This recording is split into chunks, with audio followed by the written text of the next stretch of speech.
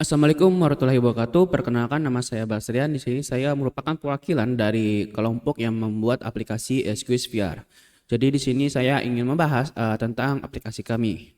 Sebelum memulai pembahasan ke Unity, saya akan membahas tentang ide dan konsep. Sebelum itu, saya perkenalkan anggota kelompok pembuatan SQS VR, yaitu saya sendiri sebagai ketua, dengan NIM 21121888. Dan anggota saya dengan NIM 1842 dan 1851.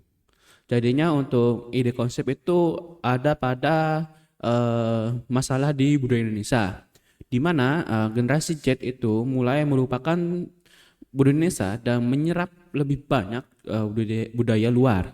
Contohnya melalui media sosial. Mereka hanya membuka media sosial untuk melihat apa yang mereka sukai, yang sedang viral atau trending, dan hiburan. Dan kebanyakan yang mereka lakukan di media sosial itu ada hubungannya dengan dunia atau budaya luar. Dan pada game itu pastinya di game yang paling populer sekarang itu menjelajah, adventure, game-game aksi, action, dan game-game yang bisa bermain sama teman, multiplayer. Dan kebanyakan game yang mereka mainkan itu ada unsur-unsur budaya luar, seperti game-game peperangan. Dan mungkin contohnya game aksi yang tentang sejarah dari negara Cina atau negara Inggris. Tapi pada akhirnya itu mereka cuma kekurangan motivasi. Kenapa disebut kekurangan motivasi? Pertama, kami sudah melakukan wawancara dengan 3 peserta, dan dari hasil wawancara tersebut kami telah menyimpulkan kalau mereka itu mencari tahu tentang budaya Indonesia itu jika perlu saja. Contohnya saat mereka mendengarkan cerita dari orang tua atau keluarga dan ceritanya itu mereka kurang paham atau kurang jelas, jadinya mereka mencari di internet, dan mungkin sedang jalan-jalan atau melihat sesuatu yang bersangkutan dengan budaya Indonesia, apa mereka tidak tahu, jadinya mereka penasaran dan ingin mencari tahu, dan mencarinya pastinya di internet. Dan ketiga itu alasan yang paling umum karena tugas sekolah. Jadinya jika tidak ada alasan itu, mereka nggak bakal mencari tahu tentang budaya Indonesia. Maka dengan itu kami membuat sebuah aplikasi untuk memberikan alasan untuk mencari tahu. Pastinya jika melalui media sosial itu susah ditampilkan karena algoritma. Sebenarnya jika mereka tidak terlalu suka, itu akan nggak bakal muncul di media sosial mereka.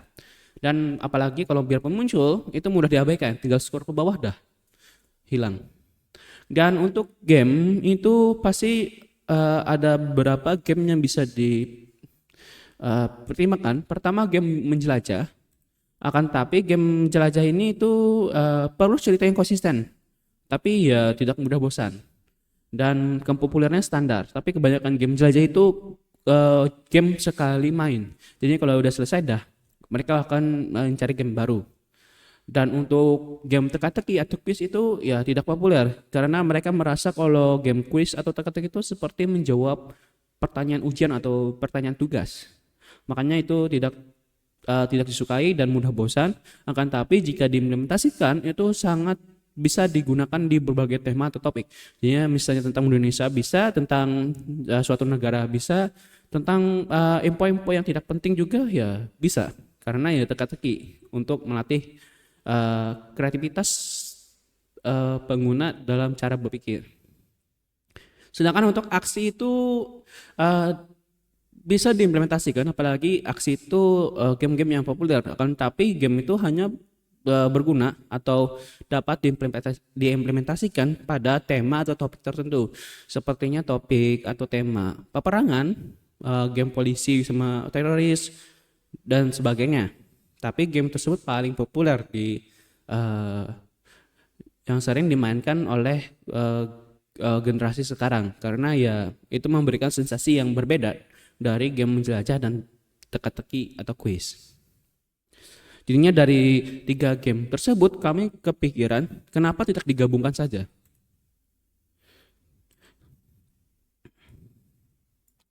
Jadinya untuk menjawab pertanyaan itu harus menjawab dengan menembak target atau memukul target. Dan untuk menyelesaikan permainan pengguna harus menjelajah sebuah labirin, dan untuk progres ke level selanjutnya, setiap penjelajahan pengguna harus menjawab pertanyaan. Jadinya game aksi, petualangan, dan teka-teki atau kuis itu satu di dalam satu permainan. Dan untuk kompetitor pastinya itu ada dua, yaitu Roblox. Pertama karena gameplaynya yang bisa customize. Jadinya Roblox itu memberikan customized gameplay yang berbeda sesuai dengan selera pengguna. Jadinya kemungkinan bahkan game yang kami buat ini udah ada di Roblox. Apalagi customize karakternya itu Roblox memberikan kebebasan, bisa dalam bentuk kotak-kotak maupun karakter tertentu sesuai dengan yang sudah disediakan oleh di avatar editor. Ditambah lagi Roblox itu fleksibel, dia bisa dimainkan di PC dan HP, jadinya itu lebih mudah diakses oleh semua orang. Sedangkan yang game kami itu game VR, hanya orang-orang yang menggunakan perlengkapan VR aja yang bisa memainkannya. Akan tapi itu membahas permainan yang ada di game mobil atau PC. Sedangkan untuk game komputer yang membahas VR itu ada VR Chat. Kenapa VR Chat? Karena ya seperti Roblox juga, dunianya banyak customize. Jadinya mereka bebas membuat dunia mereka sendiri. Dan gamenya mudah, game-game yang bisa dimainkan bersama teman. Bahkan game ini bisa membantu kita untuk berinteraksi dengan teman-teman kita yang ada di dunia barat sana, atau seperti di Inggris atau mungkin ya Cina, Amerika.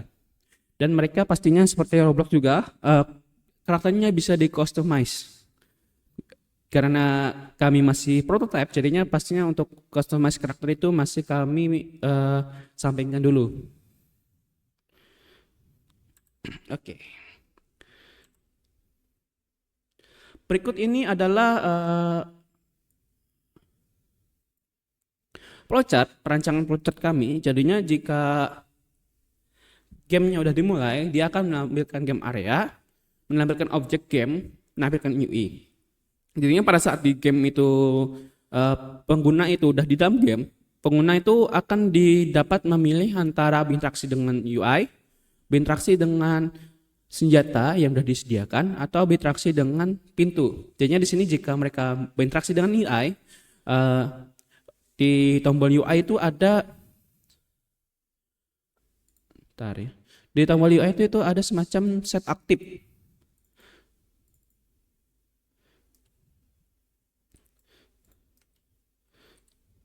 Jadi jika pengguna memilih salah satu UI ini,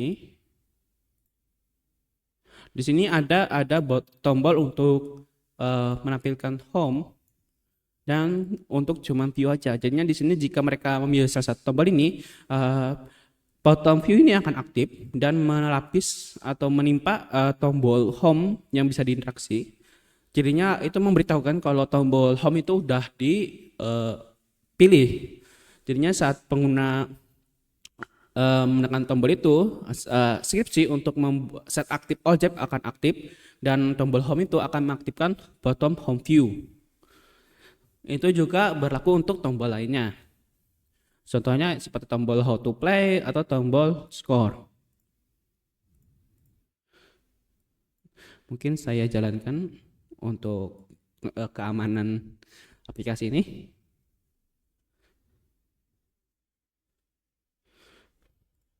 Jadi jika mereka berinteraksi dengan bottom icon, itu akan menaktifkan setampilan kontennya dan menampilkan tombol-tombol view itu untuk memberitahukan kalau tombol itu sudah dipilih. Dan selanjutnya itu di Unity itu ada namanya tombol tangan. Jadi dapat dilihat di sini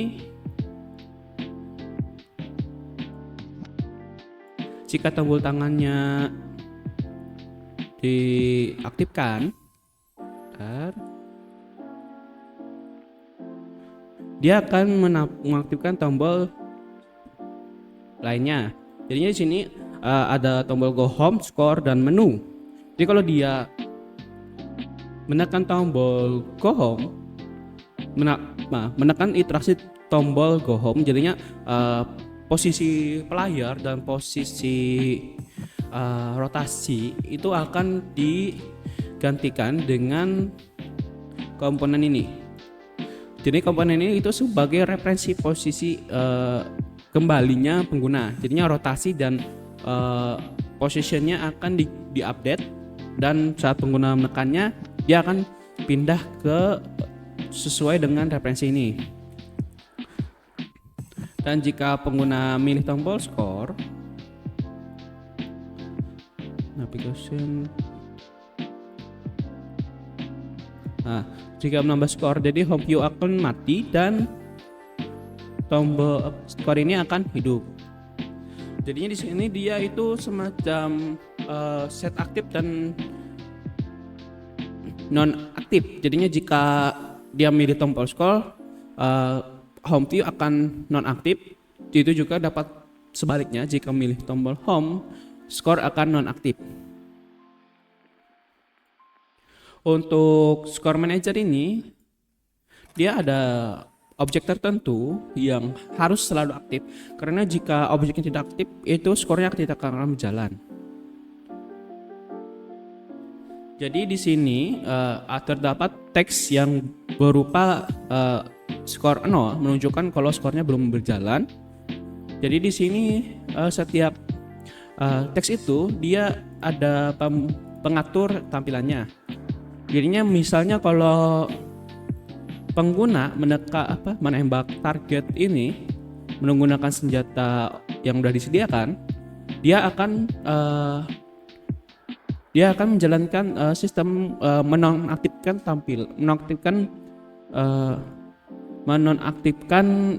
objek, dan dia akan memulai script ini, di mana jika objek yang ditembak itu jawabannya false, jawaban salah false, artinya itu jawaban benar, maka dia akan menonaktifkan dan menambahkan skor yang ada di skor manager ini. Jadinya skor manajernya akan bertambah dan akan ditampilkan saat objeknya terkena. Dan jika dia jawaban salah, maka dia akan lari ke sini. Dan untuk skor bonus, dia pas itu dipastikan kalau memilihnya skor bonus. Jadinya jika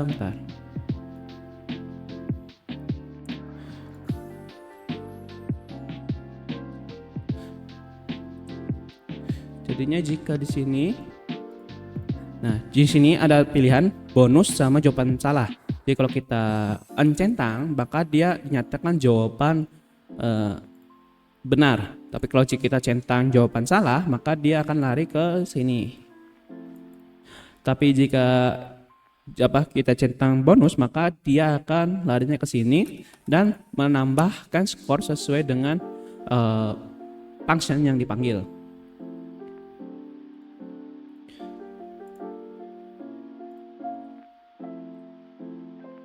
Untuk desain interface-nya pasti sudah kami rancang. Jadi di sini untuk pertama kami bahas dulu mungkin sebelum interface itu tentang arenanya. Ini dapat dilihat kalau di sini udah terdapat arena tutorial, di mana jika kita lihat ada tempat dummy object, target object, tempat senjata, tempat respawn, dan pintu. Nah, di sini udah kami tentukan posisi-posisinya, bahkan kami udah menentukan bentuk lingkungannya seperti ini, bentuknya melingkar dan terdapat 4 gunung. Dan juga di sini ada terdapat logo Amicom. Dan untuk uh, arena kedua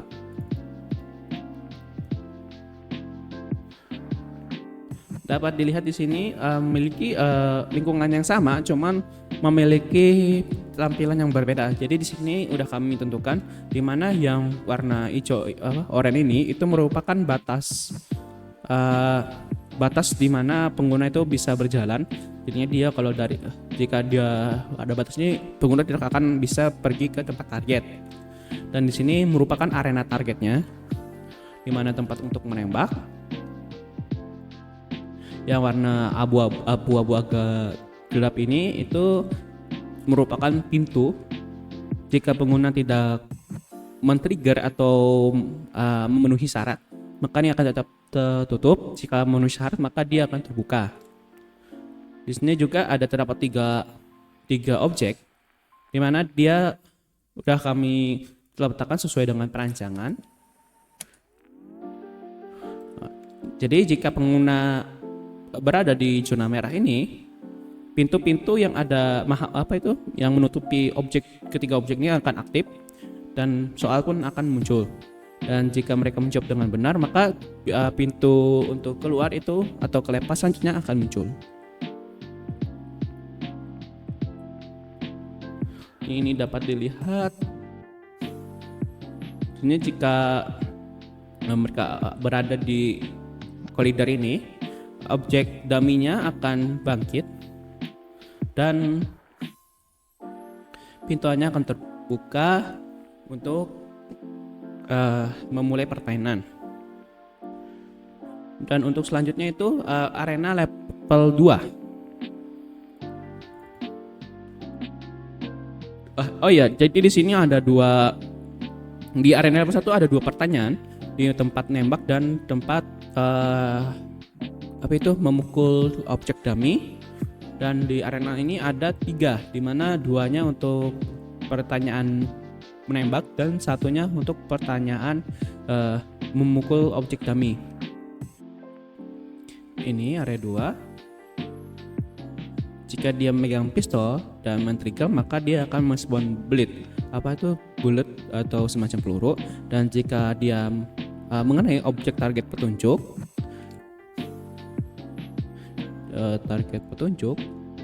dapat kalian lihat dia merupakan bonus, maka dia akan aktifkan pop-up UI tambah poin bonus.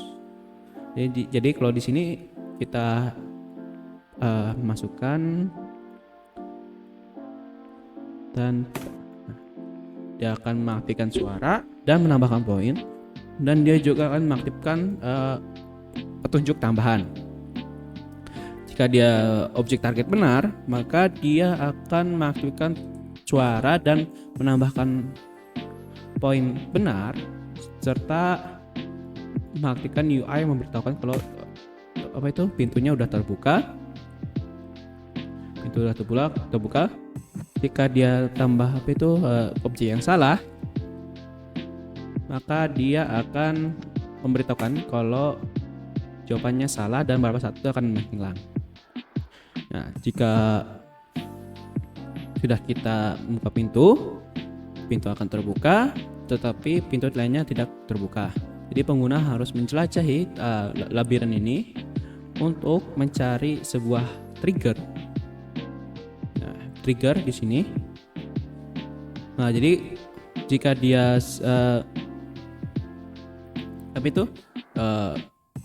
berinteraksi dengan trigger ini, UI-nya akan aktif dan yang awalnya pintu tertutup tadi akan terbuka.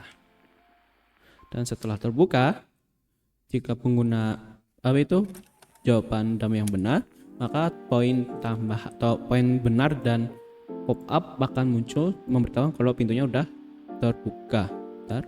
Ini weapon akan terbuka.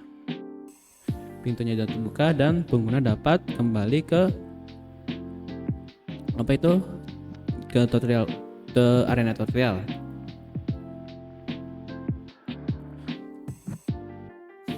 Arena tutorial. Seperti dijelaskan, Jika pengguna berinteraksi dengan pintu, maka posisi player dan rotasi player akan digantikan. Jadi dapat sini dilihat kalau tidak ada rotasi, terdapat rotasi minus 70 dan posisinya sekian. Tapi jika dia mengenai sebuah collider untuk rotasi, jika kita lihat di arena 4, jika kita lihat di arena 1, posisi box yang tadi yang minus 70 menjadi 0 dan posisinya akan sekian.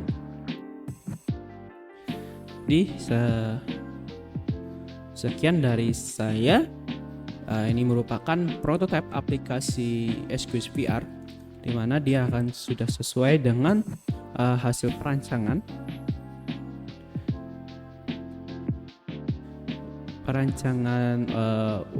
Lofi, dan ini juga hasil HIPI-nya.